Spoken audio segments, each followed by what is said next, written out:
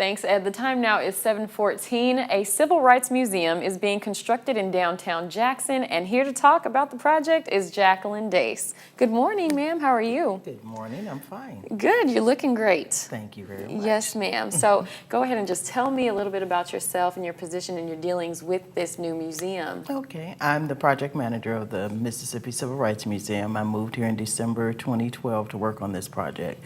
Came here from Chicago. I was working with the DuSable Museum of African American History. I've been in the museum field for about 20 years. I worked at the Missouri Historical Society for 16 years. And so what I'm doing is going around talking to people, networking with people, trying to collect artifacts, informing them of the progress of the museum and where we are now and where we plan to be when the museum opens in December of 2017.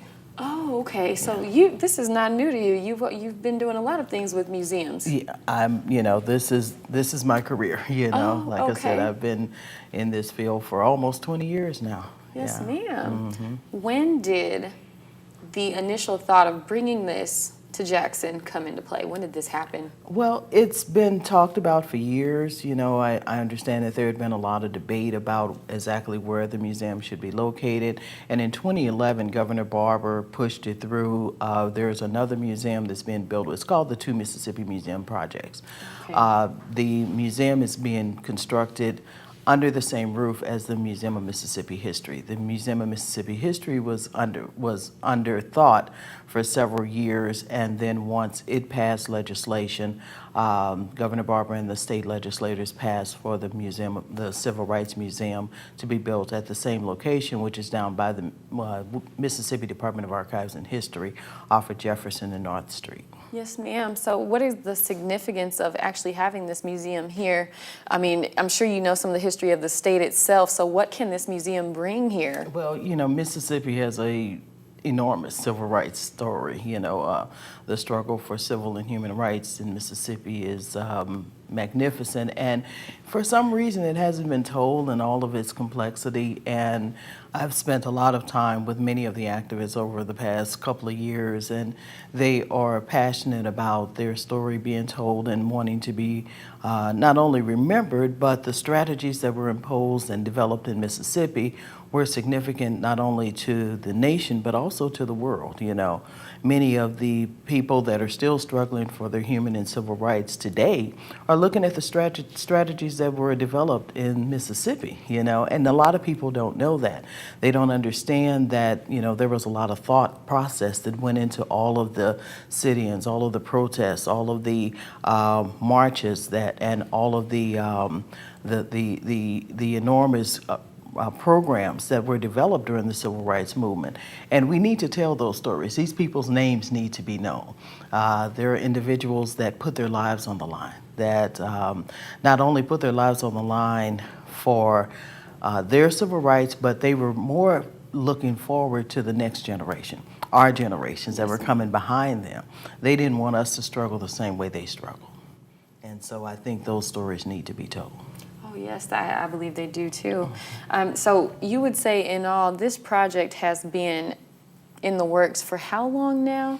And it's a good thing that we're finally getting to start and actually put it into reality, Right. The state legislature passed the bill in 2011. But there had been talks, years before that amongst community members and local colleges about the development of a civil rights museum.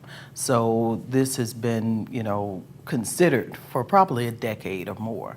But in reality, the state legislature passed the legislation in 2011. We received money. This is the first state-sponsored civil rights museum in the country, so that's significant as well. Yes, ma'am. So under the guidance of the state legislator and the governor, we have funding available for the development of this museum. Now we are in the middle of a capital campaign because we do have to provide matching funds for the programs and for exhibition development. So we're raising $16 million. And including that would be endowment money as well. Now, we got a big boost last week when the Kellogg Foundation gave us $2.3 million for amazing. educational programming and community-based programming in a partnership with the Winter Institute and the Merlin Medgar Evers Institute. We'll be developing programs and projects and lecture series and things of that nature throughout the up until the development of the museum and after the museum is completed. Oh, wow. So this is not just a museum. There's going to be so many different avenues available in there. Exactly. You know, we want to make sure that, you know, school groups and community groups have access, and, you know, we have auditorium that'll be within the museum. We have classrooms that'll be within the museum. We want to make sure that, because with the civil rights story, we're talking about the foot soldiers, the everyday people that made the difference. So we want to make sure that this is also the everyday people's museums, you know, where everybody can come, you can find your stories, you can understand, and you can further develop. Yes, ma'am. Now, what can we expect to see in there? Tell me about some of the things that will actually be on display, if there's anything that's just miraculous in there that people will be so fascinated to see and learn about. Well, I think it's going to be a lot that's going to be miraculous, of course. It's going to be interactive. So we'll have several, you know, touch screens, interactive components. You'll have a lot of audio components, oral histories where individuals will be able to tell their own story. You can listen to, you know, the civil rights, Freedom Summer participants, volunteers that came to Mississippi. You can listen to individuals across the state talk about what they participated in.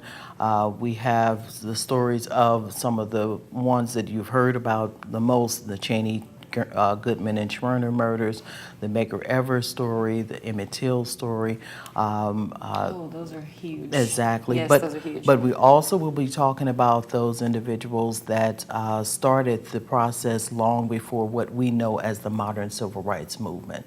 You know, people whose names you may not have heard of before, the Phronsie Brown Goodlows, the Hollis Watkins, you know. We have several individuals that we want to make sure that we highlight in this museum that are still around, that people need to, you know, talk to and ask about what they went through, and also to get help with what we're going through today.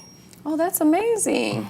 So it's not just going to be past times. We're dealing with people in the present too. Right. Oh yeah, that's great. We want to bring it to the present. Actually, our last exhibition is where are we now and where do we go from here? You know, what issues are we still dealing with, and where do we see Mississippi today?